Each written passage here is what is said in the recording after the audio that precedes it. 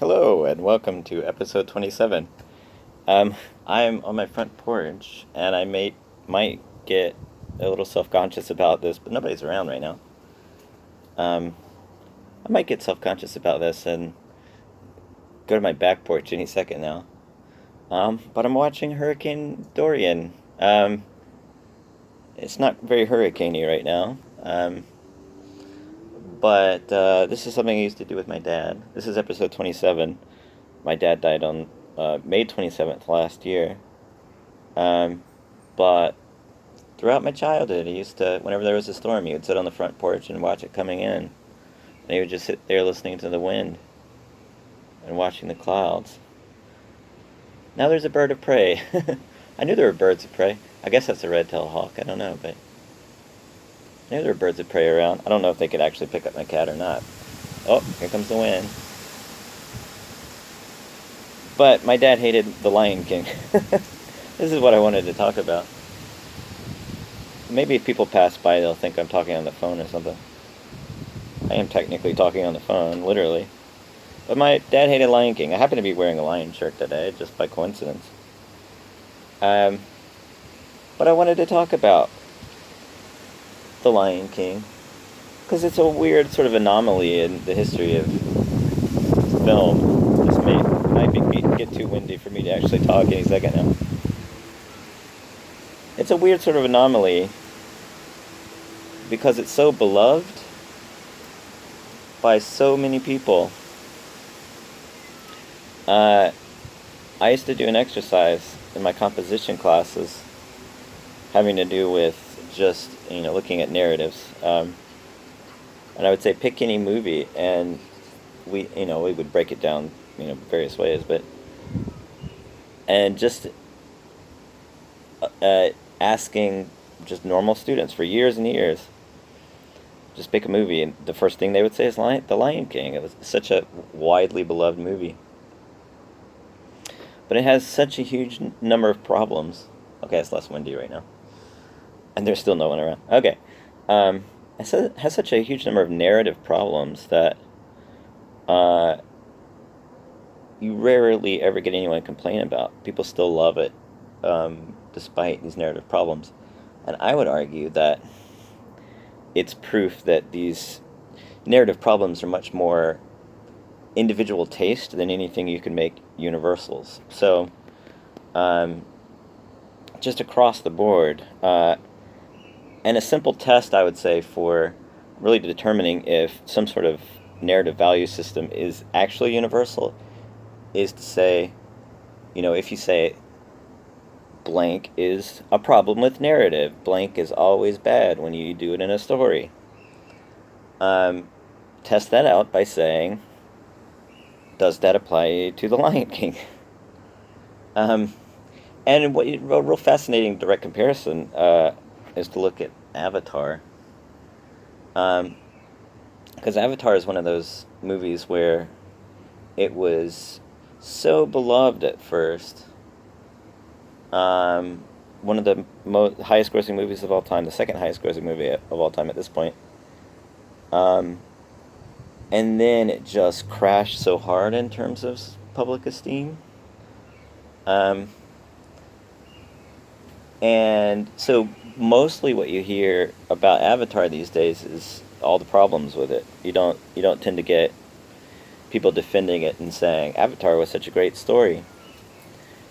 I think the fixation on universal concepts of good and bad and then applying those to narratives tends to get overblown a bit. So, something like Avatar is a real simple example where you hear people say, Avatar is so overrated. It's really just Dances with Wolves, but with blue cat people. So what is the actual complaint there? It's a highly personal complaint. Can you take that complaint and then apply it universally? The complaint, what is at the core of the complaint? The unoriginality of it. But if you apply that to The Lion King, the things my dad used to complain about with The Lion King, there are a lot of different things. But one of them was, he said it was just Hamlet. That's not really Hamlet.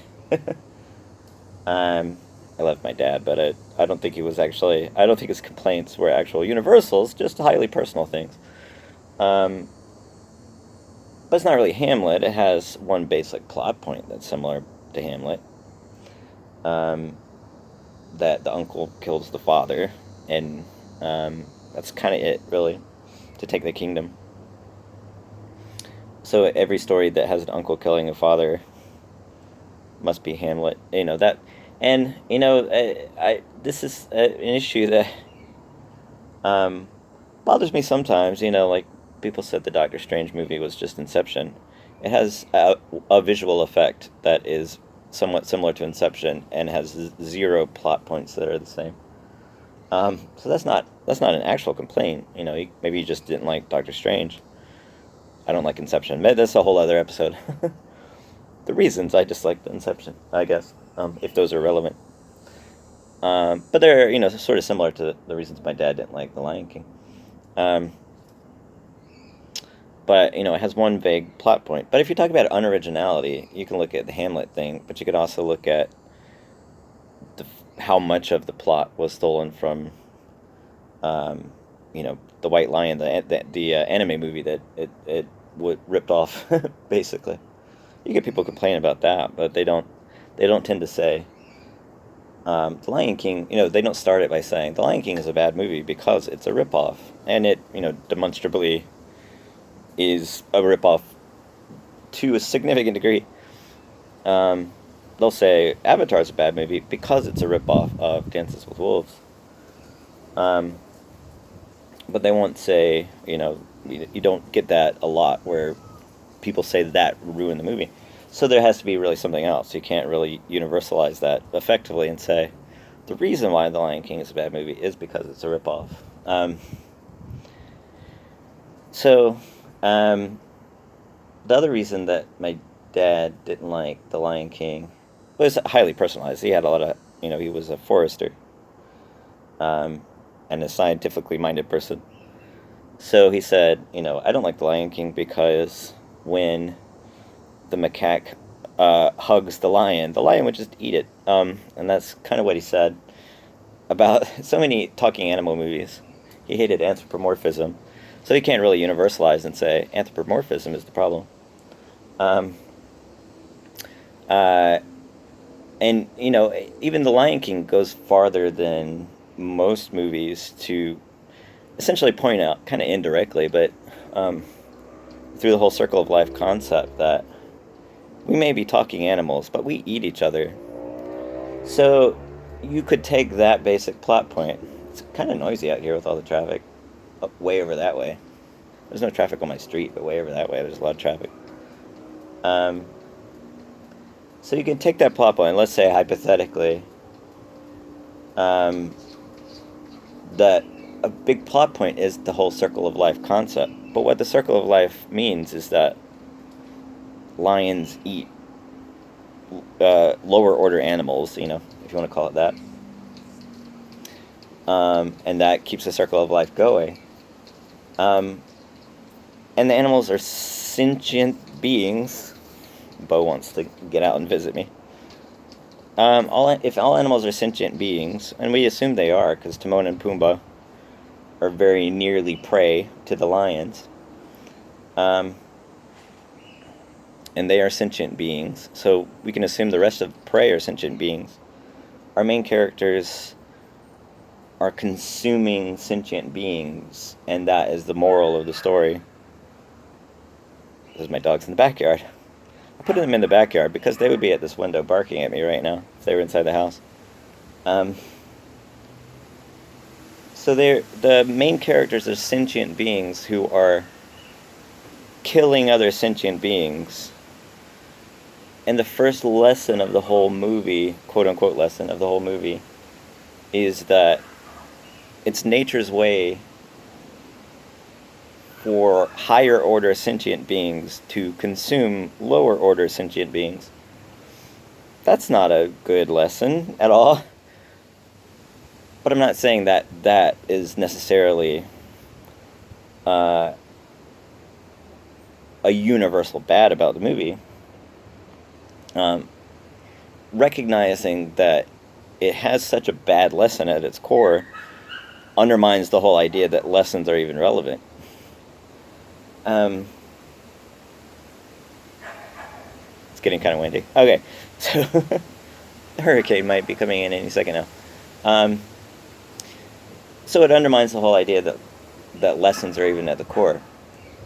If you like Lion King, but you also say that stories gain value because of their lessons, um, then that's an inconsistent position. And Avatar, arguably, for me, Avatar has a better lesson.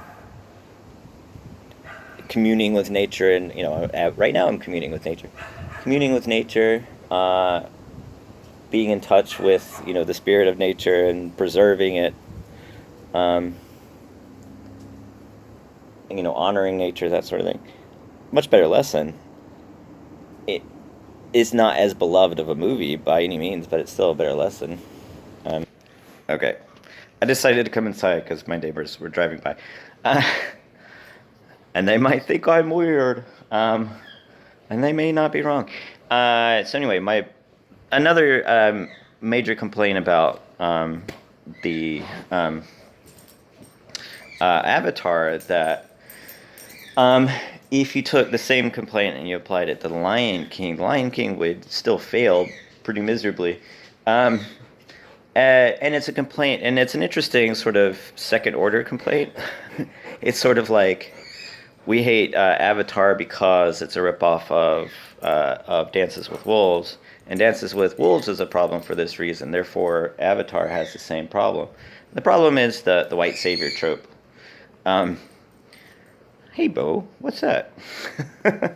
Now, here's my little line.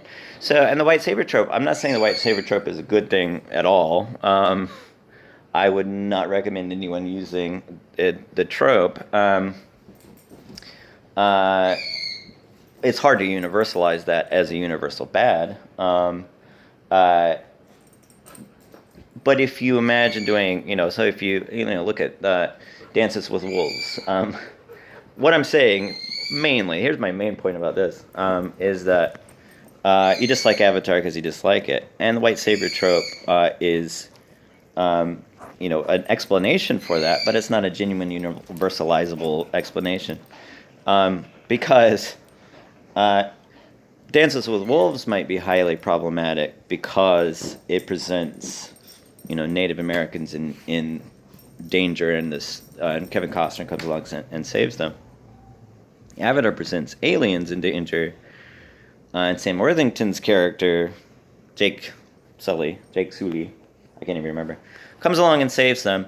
And it's a problem because it's a trope, but I would say the problem is more directed in the visceral impact of recognition of the continuation of that trope than any sort of legitimate ability to associate that with, actual sociological problems. They're genuine sociological problems. Sort of like saying Avatar, in terms of environmentalism, has a perfectly fine message. That positive message doesn't save it and make it a good movie, just as the negative message alone doesn't ruin it necessarily. I would say first and foremost, the visceral impact is the problem. You can center the problem in, who the main character is. It's, Jake Sully, I would argue, fails to stimulate. I'm being clawed right now. Jake Sully fails to convince us, that of, our willingness to cheer for him to succeed as thoroughly as Simba does. Because imagine taking the same basic principles. Why are you barking? Taking the same basic principles and applying any of those principles to The Lion King. And just imagine proposing The Lion King in 2019 and saying, we're going to do this movie about African animals. The whole cast is going to be white. The voice cast is going to be white. Except Whoopi Goldberg and Cheech Marin, they're going to be villains. They're going to be hyenas. The only exception to this all-white cast are two of the hyenas. That would be hugely controversial. Yet still, the Lion King, people look back at the Lion King with love, and so that factor is sociologically problematic. But is that alone? And I'm not defending the Lion King. I've turned on the Lion King long ago for various other reasons. Also, that's just one of many reasons. But could you make that a universal? Could you truly make it a universal? If the Lion King is truly beloved. And another one, and it also helps disprove the hero's journey. There's another one. It's not a good example of a hero's journey, but if you said the Lion King, if you tried to make a universal based on the hero's journey and used the Lion King as an example, and said the Lion King, actually the actual reason the Lion King is so beloved is because it's a hero's journey. I didn't even mention the Elton John. If you said we're gonna make this movie about African animals with an all-white voice cast except two villains, and the soundtrack, it's gonna be by Elton John. And they did this a couple of years after that with Tarzan. And I actually heard an interview where they said, I don't remember, whoever produced Tarzan was talking about the soundtrack, and they said,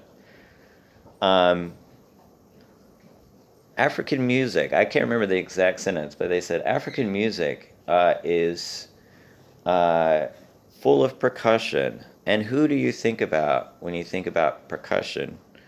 Phil Collins. And if you remember, Tarzan soundtrack was Phil Collins, and he won an Oscar for that.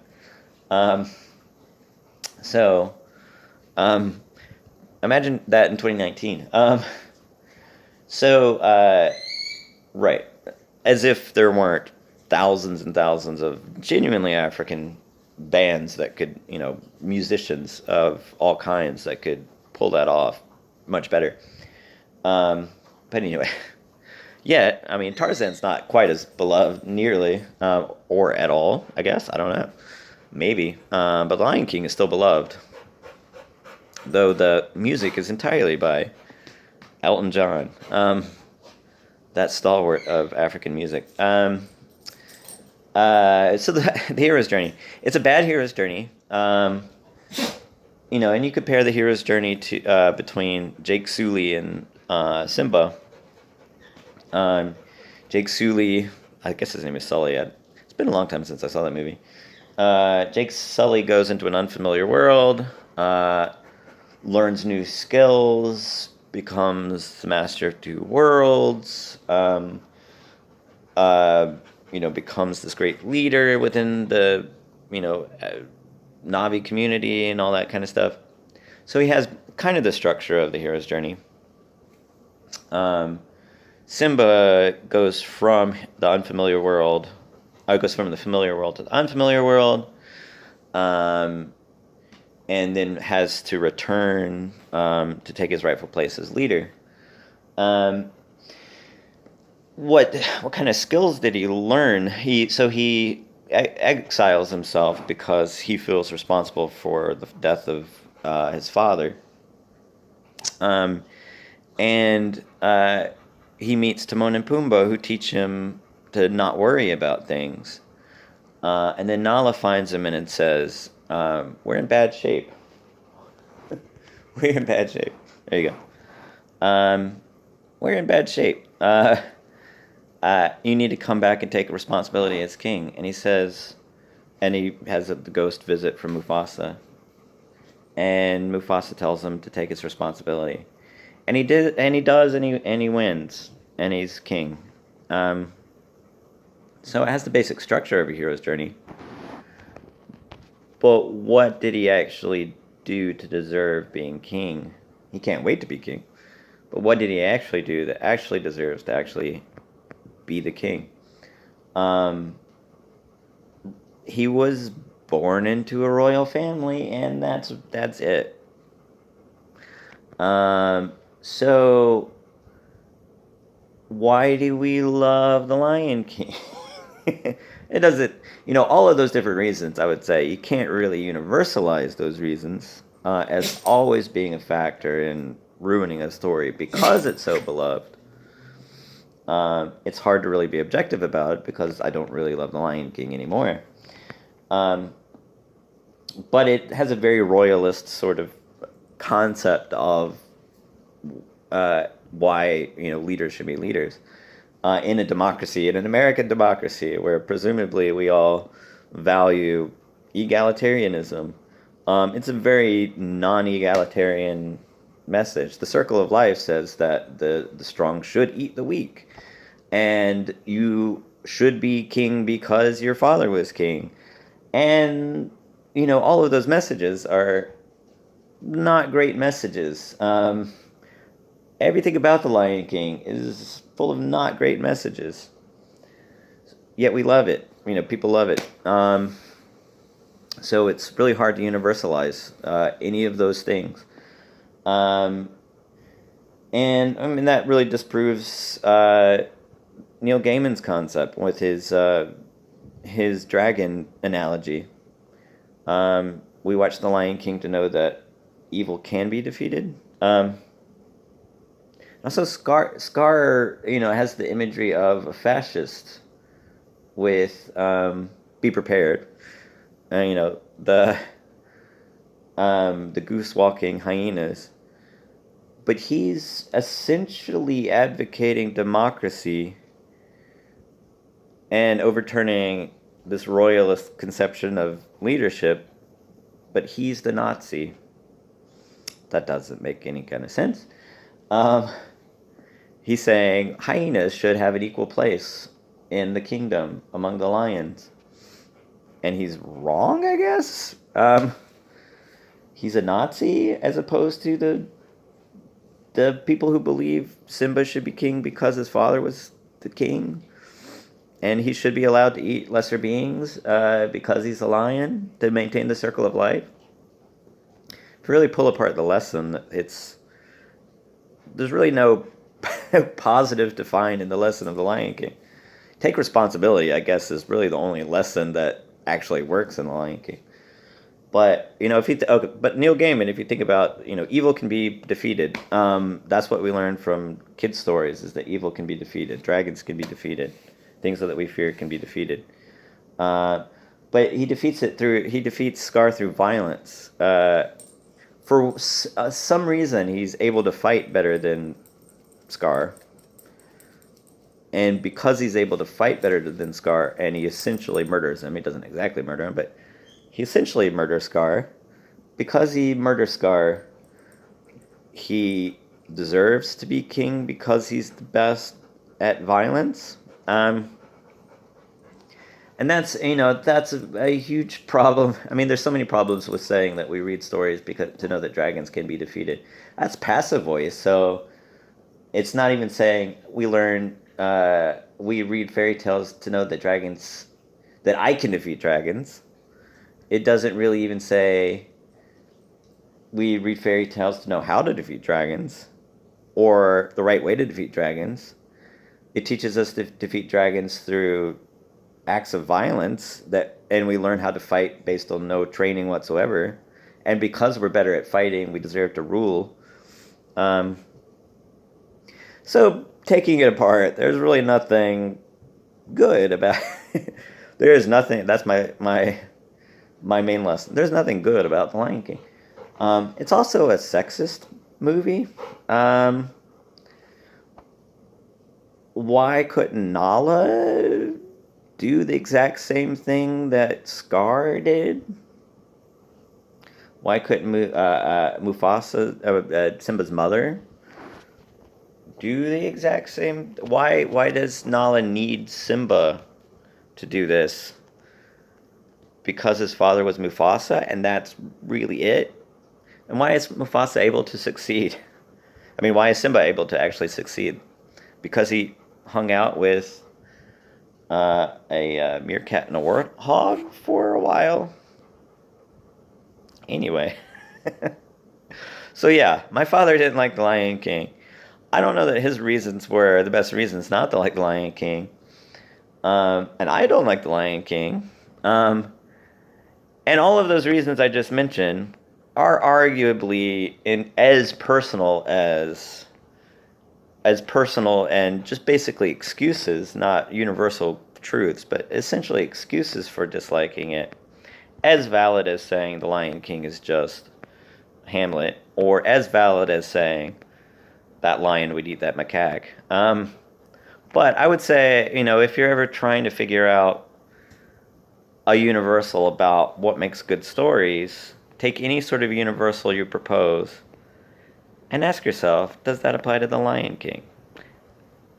Maybe, maybe not. Have a good day.